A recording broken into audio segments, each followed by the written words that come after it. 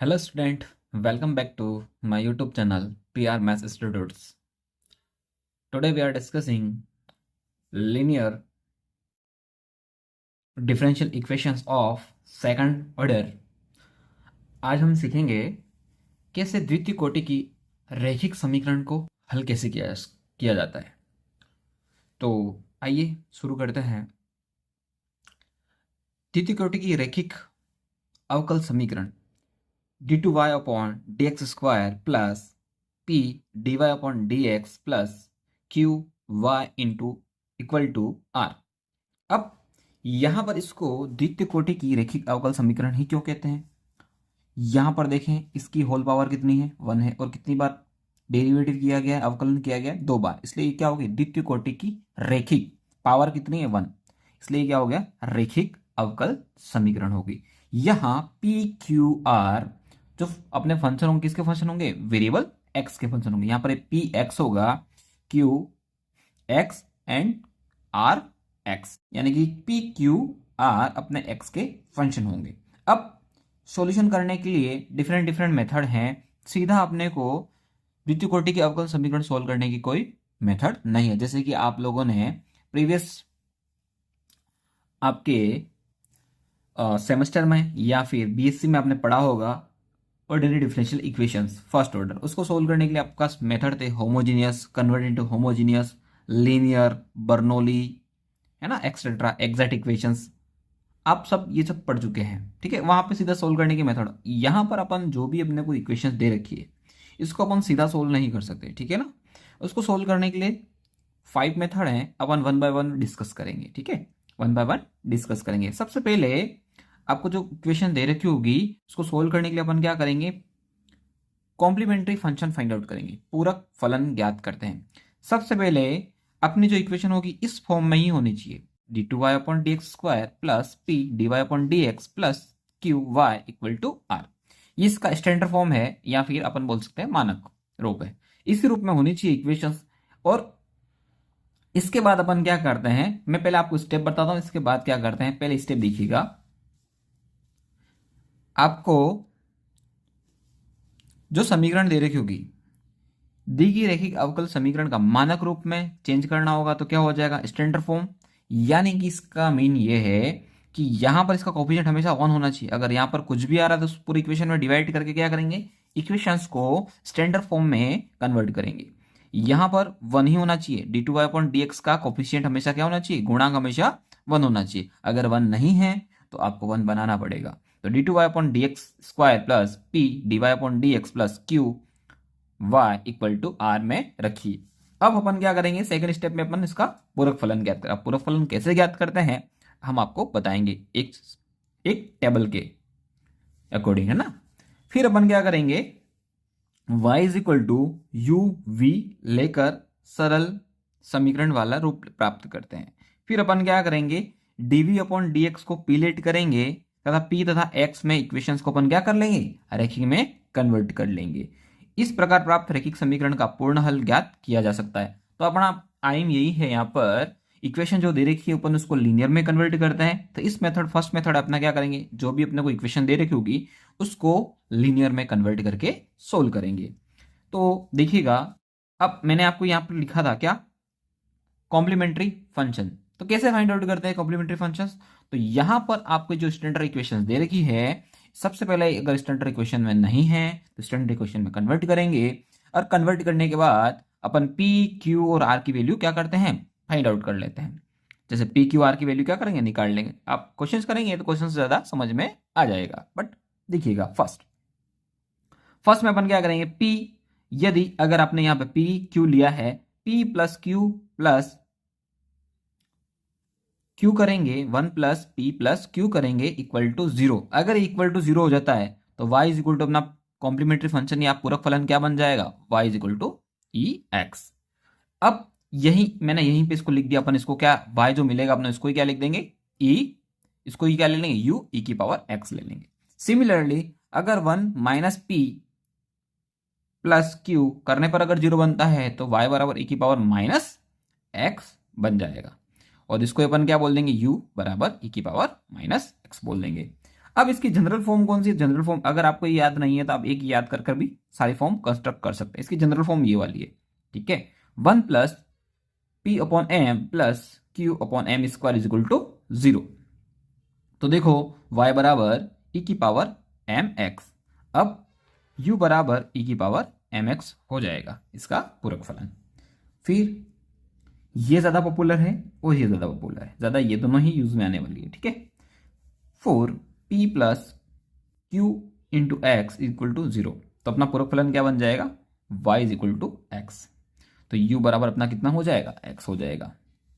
फिर अगर 2 plus 2px plus q x square is equal to 0, तो y इज इक्वल टू कितना आ जाएगा? एक्स स्क्वायर आ जाएगा, और u इज इक्वल टू कितना आ जाएगा? एक्स स्क्वायर हो जाएगा। 6 m bracket close m minus 1 plus p m x plus q x square equal to 0। यहां पर अपना ये भी इसकी जनरल फॉर्म है, ये दोनों फॉर्म इससे निकली हुई है, ये दोनों फॉर्म इसी फॉर्म से बनी हुई है। अगर यहां पर आप 1 रखेंगे तो ये वाली फॉर्म बनेगी, अगर यहां पर 2 रखेंगे तो ये वाली फॉर्म बनेगी, ठीक है। तो y बराबर कितना आ जाएगा? x की पावर m u x की पावर m लेट कर लेंगे। तो आई होप आपको ये टेबल रिमेंबर करनी होगी, ठीक है ना। अब कैसे याद करते हैं? आप अपना न्यूमेरिक्स बना दीजिए, जैसे कि मैंने याद कर रखा है कि 1 प्लस पी प्लस, मैंने तो ये याद कर रखी है और मैंने ये याद कर रखा है, इससे मैं सारी जनरेट कर लेता हूँ। अब आप अपने कैसे याद करते हैं अपना मेथड बनाइए कुछ ना कुछ याद करने का, ठीक है ना। तो उससे इजीली आपको याद करना होगा।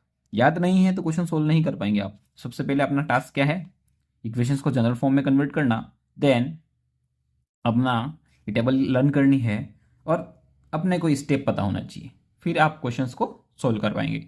तो आई होप यहाँ तक आपको समझ में आया होगा।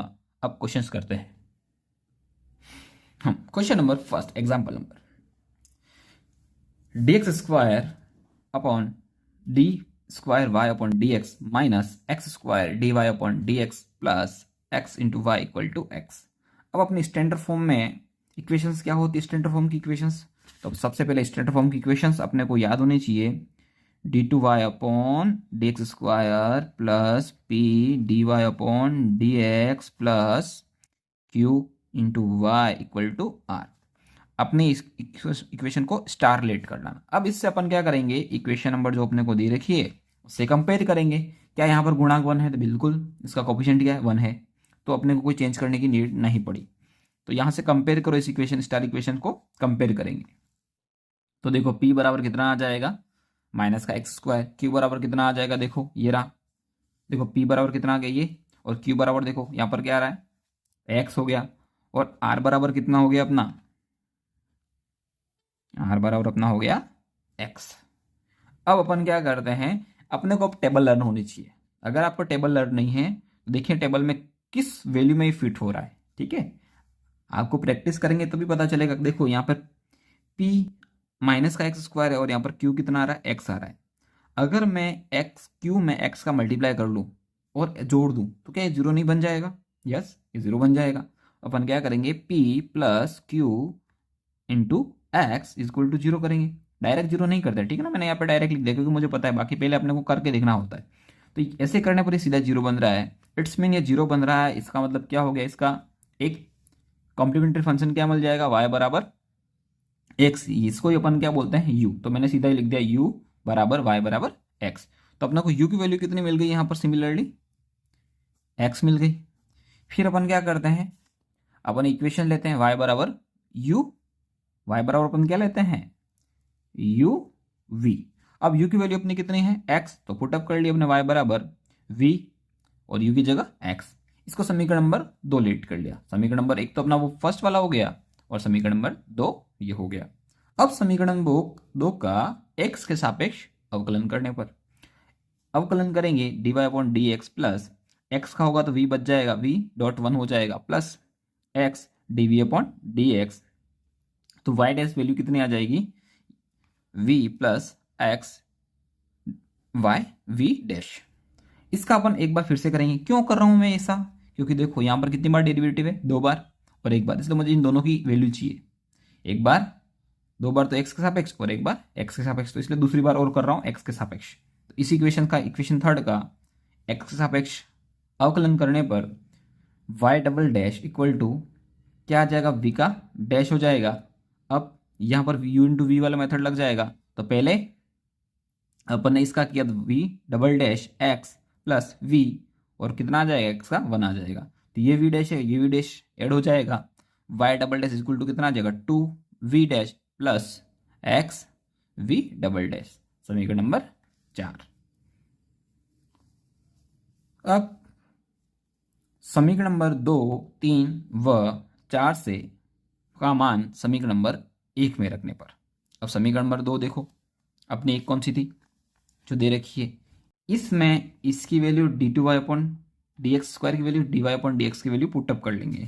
जैसे पुटअप करेंगे तो देखो इसकी जगह कितना आ जाएगा, d2y upon D x square की जगह आ जाएगा 2v dash plus x v double dash minus x square bracket close v plus x v dash bracket close और प्लस एक्स और वाई की जगह कितना आ जाएगा, वी एक्स और इक्वल टू एक्स। अब देखें वी डैश का मतलब क्या है, 2 d we upon D x plus x d two v upon D x square और एक्स स्क्वायर इंटू वी, और यहाँ पर कितना आ जाएगा, मल्टीप्लाई हो गए एक्स क्यूब माइनस का और d we upon D x plus x square v equal to v. ये पॉजिटिव का ये नेगेटिव का कैंसल आउट हो जाएंगे, तो रिमेन बच क्या जाएगी equation, x d square v upon D x square plus 2 d we upon D x minus x cube d we upon D x equal to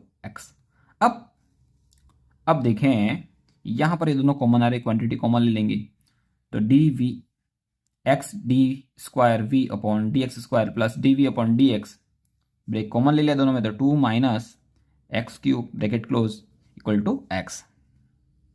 अब मैंने फर्दर क्या किया, पूरी इक्वेशन में एक्स को डिवाइड कर दिया, तो क्या बन गया, d two v upon D x square plus D we upon D x bracket 2 minus x cube upon x upon x से 1 बन जाएगा। तो इक्वेशन फाइनली क्या मिल गई अपने को, d two v upon D x square plus D we upon D x bracket 2 minus x cube upon x bracket close equal to 1 हो गया।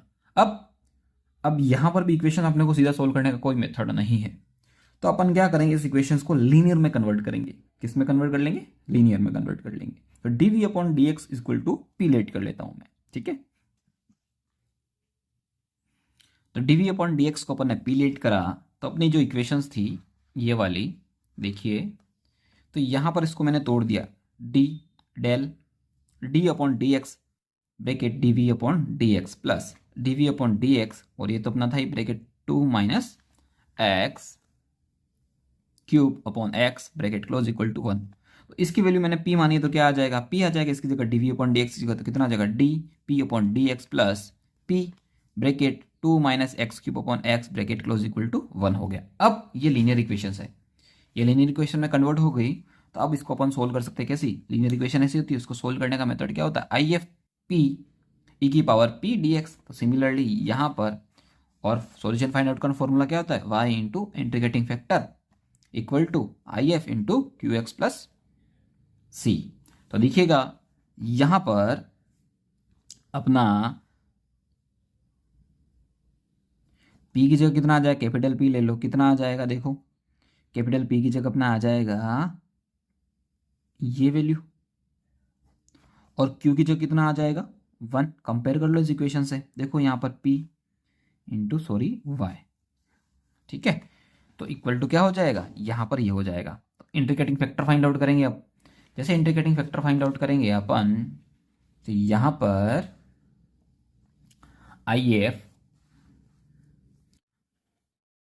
ई की पावर पी डी एक्स, अब पी की जगह क्या पड़ा हुआ अपना, ये रहा पूरा value 2 minus x cube upon x d x.